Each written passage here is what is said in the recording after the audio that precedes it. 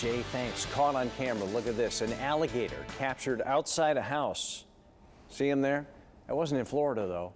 That was just over the line up in Massachusetts, up here in New England. Crazy. Animal Rescue captured that alligator Thursday in West Springfield after they got a tip that somebody said, hey, there's a gator in the bushes there. The thing's about 5 feet long, 200 pounds.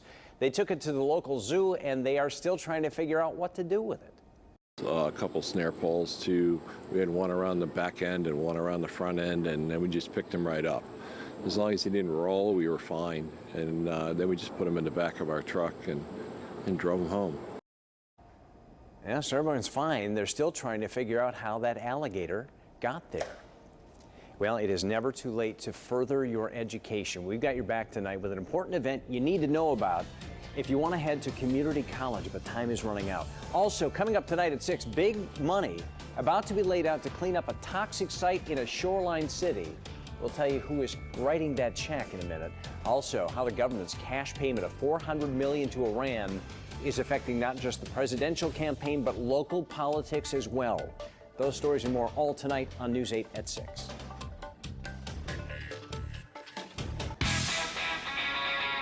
It is almost time for back to school, and for those planning on attending a community college in Connecticut, there is still time to register. News 8's Brian Spyro shows us how you can get some help signing up this weekend. If you haven't registered for college classes this fall, the clock is ticking. Well, the good news is there still is time. That's why 12 of the state's community colleges are holding a registration blitz on Saturday. Staff members at Gateway Community College are ready. For them to be able to come in on a Saturday and get, advice on how to complete financial aid, how to get counseled. Academic and financial advisors will be on hand to answer any questions. Advising is really important for students to explore their options.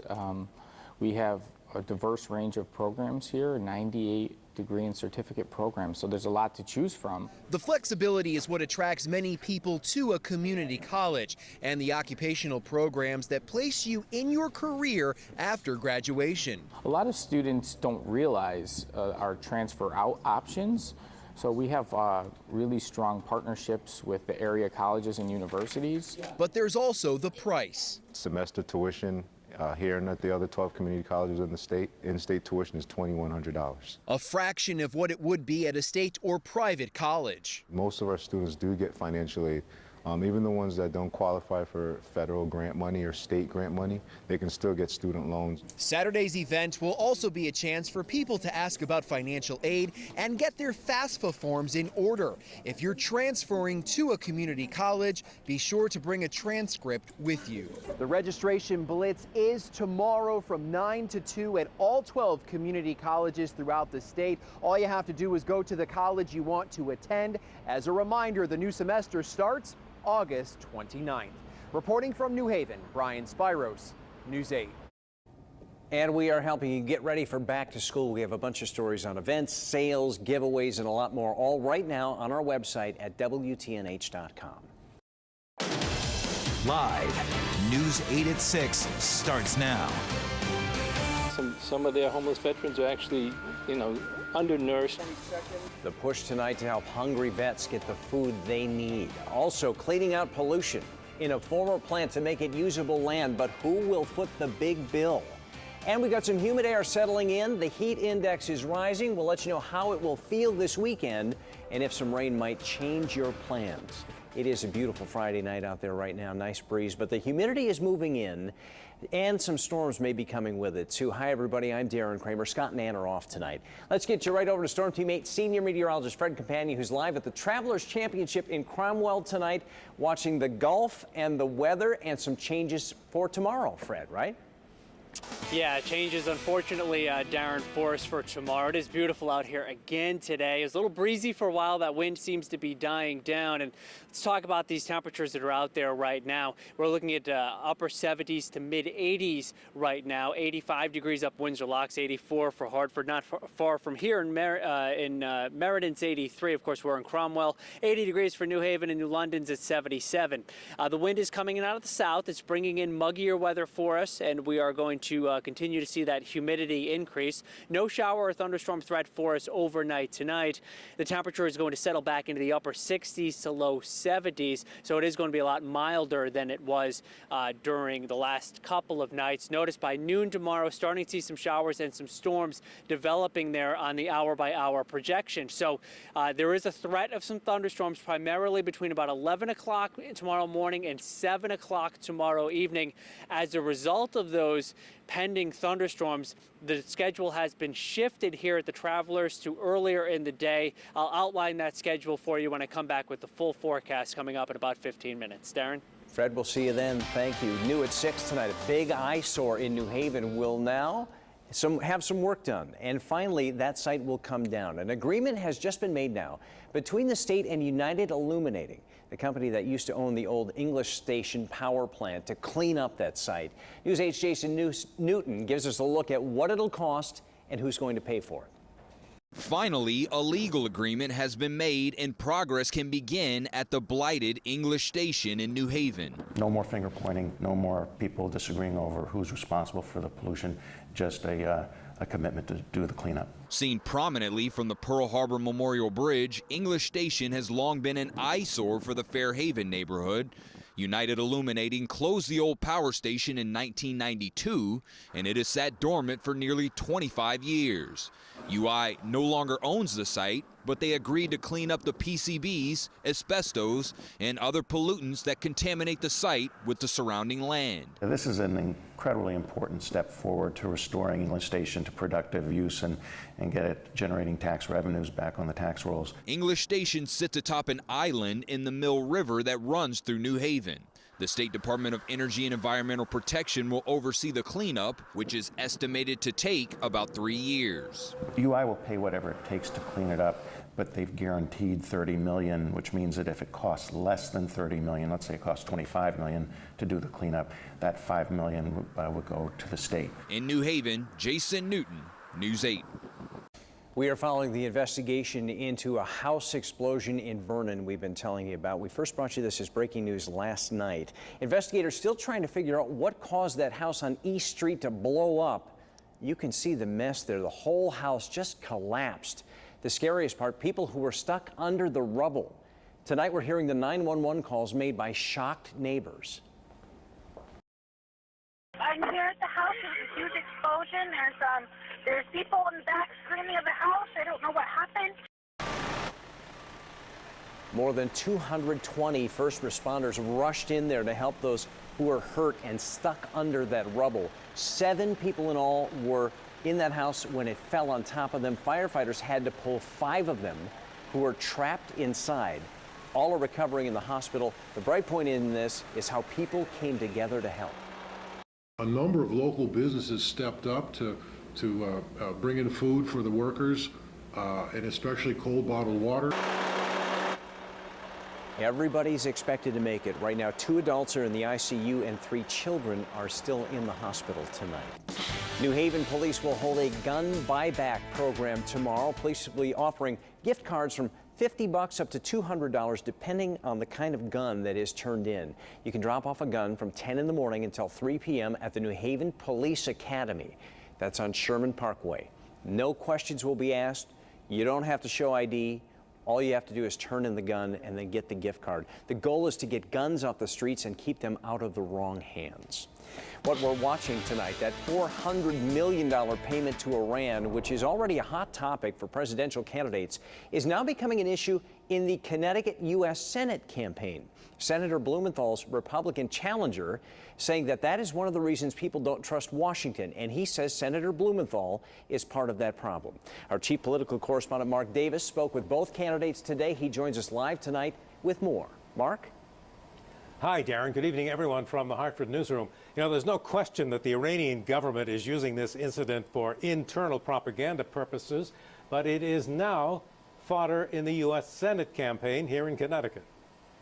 The fact that there was a $400 million payment to the government of Iran last January at the same time that 4 hostages were released to the U.S. has brought denials from the White House that it was a ransom payment. The White House saying it was part of Iranian funds that were frozen in U.S. banks by the Jimmy Carter administration back in 1979 when Iranian revolutionaries held 52 Americans hostage for 444 days. Republican State Representative Dan Carter of Bethel says this is part of the reason many people don't trust anyone in Washington, and he's using it as a way to get some traction in his uphill campaign against Democratic U.S. Senator Richard Blumenthal, saying he is part of the problem. We had to do this payment in the middle of the night. You know, it's almost like a spy novel right out of, unmarked bills. And it really calls into question like what we're doing negotiating with these people in the first place. But Blumenthal says he is also leery of the timing. I have concerns about the timing and appearance. I'm going to be asking additional questions and seeking a full briefing. Carter has long been questioning Blumenthal's vote in the Senate approving the Iran nuclear deal. The Iran deal, we all know, was a bad deal. Even Blumenthal now is squeezy over it and squishy because he knows he made a mistake. But Blumenthal says he still supports the nuclear agreement. The centrifuges have been removed, the reactor has been filled with concrete, and the enriched uranium has been shipped out of the country. The last Quinnipiac University poll on this race, the only one actually that's been done, showed Blumenthal ahead 2-1 over Dan Carter. Carter is trying to, very eagerly wants to debate Senator Blumenthal, and so far none has been scheduled. Live from the Hartford Newsroom, Mark Davis, News 8. All right, Mark, thanks. Coming up here, we're live at the Travelers Championship. Here's John. Yeah, the tournament just about cut in half. Who will be here this weekend to play? Who is heading home? We'll fill you in later on in sports. You can see the sweat dripping from the driver in this car. Now he, along with another person and Congressman Joe Courtney, are sitting in the hot car on purpose to make a point. We'll tell you what that is coming up.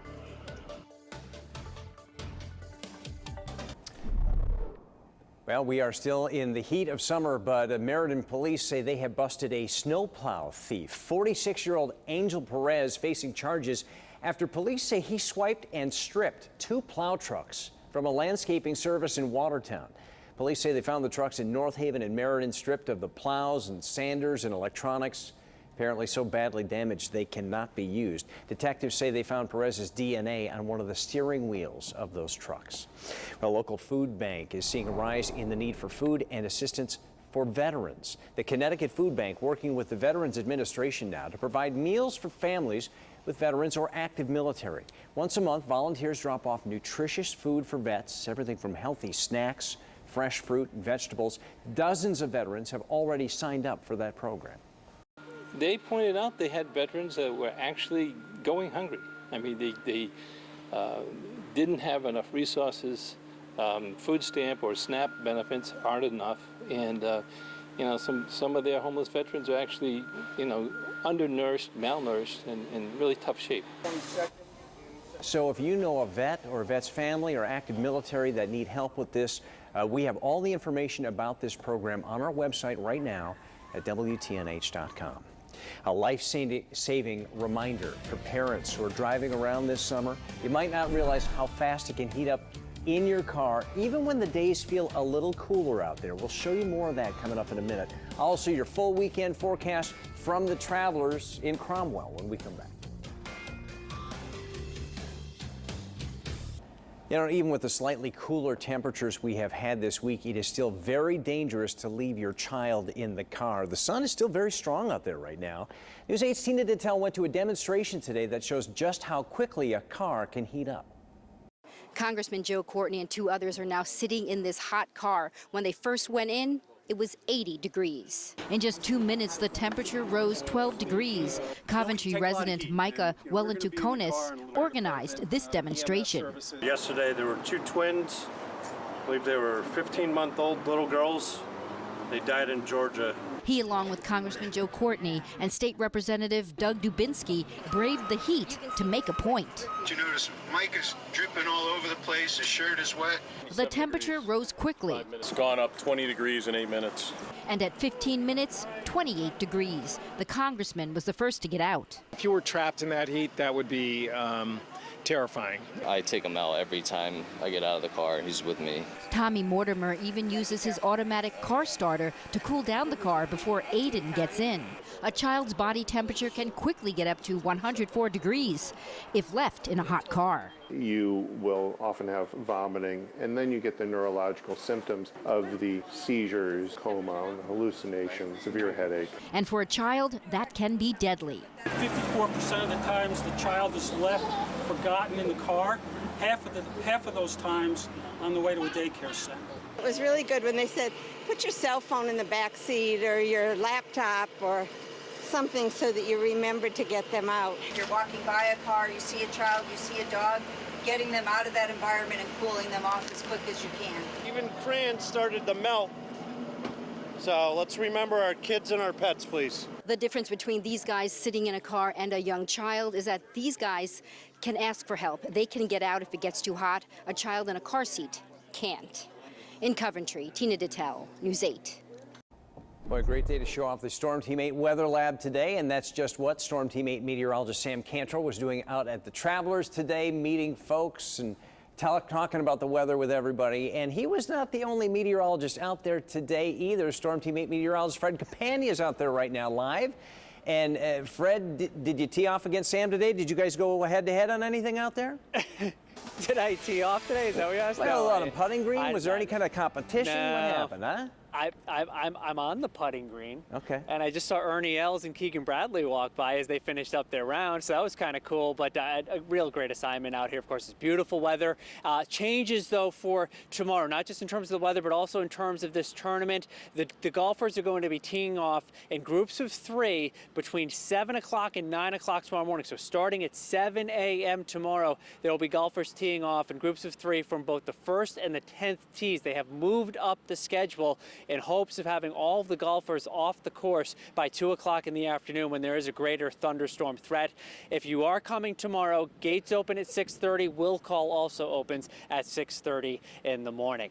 Another gorgeous day, though, to be out watching the golfers here today. Let's check out the temperatures right now, and it's in the upper 70s to mid 80s at this point. The breeze a little active this afternoon, and that has made low scoring difficult on the golf course. It's a bit more humid than it was yesterday, but it's certainly not oppressively humid out there right now. It is going to be oppressively humid briefly tomorrow, but then drier weather returns for the end of the weekend and early next week. Some clouds beginning to drift in from the west. We'll see clouds rolling in overnight along with some patchy fog as the temperature stays in the upper 60s to low 70s for lows, a lot milder than the last few nights. You can see those isolated showers and thunderstorms to our west, and that's what we'll be looking for tomorrow. And again, it's primarily during the afternoon, so a mild and muggy start to the day. A little bit of in and out sunshine, temperatures climbing up mid 80s inland by noontime. Notice how there are a few showers and storms flaring up here and there. By mid-afternoon, a little better chance of some thunderstorms. Any thunderstorms could contain some strong winds and some hail, so just be on the lookout for that. Download the Storm Team 8 app so you can get a look at the radar and any severe warnings that pop up. And then the storm threat ending for us by 6 or 7 o'clock in the evening in eastern Connecticut. It will end sooner than that in the central and western part of the state. Great weather is ahead for us on Sunday. 60s in the morning with the temperature climbing up into the 80s, both inland and shoreline, mid 80s on Sunday afternoon. So 5% risk of some severe weather in Connecticut tomorrow, and the main threats are for gusty winds over 50 miles an hour and some large hail. For tonight, mild and muggy, a bit of fog may develop, temperatures in the upper 60s to low 70s. Tomorrow, isolated to scattered thunderstorms, primarily western Connecticut beginning 11 o'clock or noon, and eastern part of the state, maybe as late as 6 or 7 o'clock in the evening. I don't think it's a situation where everyone is going to see rain. At the beach tomorrow, eyes to the sky. Again, get the Storm Team 8 app to keep an eye on the radar. And the marine forecast for tomorrow, same deal. Be on the lookout for some storms. Southwest wind 10 to 20 knots. If you're coming to the Travelers tomorrow, 8 o'clock in the morning, 75 degrees. By 11 in the morning, it's about 82. And that thunderstorm threat, hopefully when the golfers are getting off the course at 2 o'clock in the afternoon. Quick look at your 8-day forecast. More nice weather, Darren, to take us into next week. Summertime hanging on into the middle of August. Temperatures will be in the mid 80s to around 90 degrees by the middle of next week with a lot of humidity. I'm hoping next year, Darren, that they will let me, tee off as a honorary golfer, I guess. It's not going to happen. At this tournament. It's not going to happen. I don't think so. We love you, but it ain't going to happen. All right, Fred, thanks. Listen, you know the weather now. Let's get to the real golf. Next here on Sports Edge, John Pearson shows us who's on top at the halfway point of the Travelers. Sports Live from Cromwell when we come back. Live, this is Sports Edge, sponsored by your local Connecticut Chevy dealers. Day 2 of the Travelers Championship wrapping up at the TPC in Cromwell, and Sports Edge's John Pearson is there live tonight with the highlights. John. Well, Darren, we're nearly at the halfway mark here of the tournament. A few groups still out on the course. After that, they will cut this field in half. One guy who did make the cut, defending champ Bubba Watson. Now, who else made it? Let's take a look at some of the highlights today from round number 2. There's a 3-way tie at the top right now. Tyrone van Aswegen was out early on and had a good round. The South African, he had a bogey-free round, 4 under, and that's how close he was to an 8 under. Nearly hit it in on 18. Tied with him is Daniel Berger out of Florida State. He's got a win earlier this year. He's looking for another one. Russell Henley also just went to 7 under to force that 3-way tie at the top. As for Jerry Kelly, who was atop yesterday, he had an up and down round, 5 birdies, 5 bogeys, but he's still just 1 shot off the lead. 2012 champ here at the Travelers, Mark Leishman, also right now in the hunt. He is in a group that's kind of clogged up there at 6 under. Nice afternoon for him. Now, really going into the weekend, this is anyone's tournament. As for the co-leader, Tyrone, what's your name again? Van Aswegen. Van Aswegen, yeah. Van Aswegen works too. I was off all day. I'm missing shots that I don't normally miss. It's been a while. I had my very first event. I played well. I finished T3rd. But, I've played solid. I've made a lot of cuts. Just I haven't played that well on the weekend. So, it'll be a challenge this weekend. But I'm looking forward to it. Among the guys sneaking above the cut line, Ernie Els, Keegan Bradley, Zach Johnson. Not making the cut, some Connecticut guys, J.J. Henry, Brett Stegmeyer, and Adam Moreno. Now, tomorrow they're going to start early out here because of the weather. They'll go at 7 o'clock, groups of 3 off the 1st and 10th tee, so get out here early if you want to see some of the action. Tonight's going to be an emotional night for a lot of folks from the Travelers. Every year, the proceeds from this tournament go to charity, and tonight they will have a huge dinner in Hartford as a part of the ALS research. The Travelers umbrella really helping out a lot of folks. They hope to generate, or will generate, over $1 million tonight. So far, 1.2 is kind of the target number. They've sold 120 tables at $10,000 apiece. Bubba Watson also donated $100,000 to tonight's event. Now, it's become a personal fight for the Travelers ever since former CEO Jay Fishman was diagnosed with the disease. This week, golfers have really taken the time to visit Fishman and offer words of encouragement. The response has been overwhelming, honestly overwhelming. And so I do think that there is a little bit of a different connection, a different emotion this year. It was kind of one of those things where he was thanking me and I was trying to refute that and thank him. When you see somebody, a friend like that that's struggling, it puts things in perspective, obviously, and your heart goes out to he and his family, but he's fighting. He's not giving up, and hopefully we have him for longer than expected. I'm on a mission. I don't. Not that I don't need any encouragement, but I'm all self-encouraged. I've got things to do and take care of before my time is up. All right, that'll do it out here from the Travelers. Quick baseball note: Mark Teixeira announced that at the end of the year he will retire as a Yankee. That'll do it from here. Back to you, Darren. John, thanks. That's it for News 8 at 6. We'll see you at 10 and 11.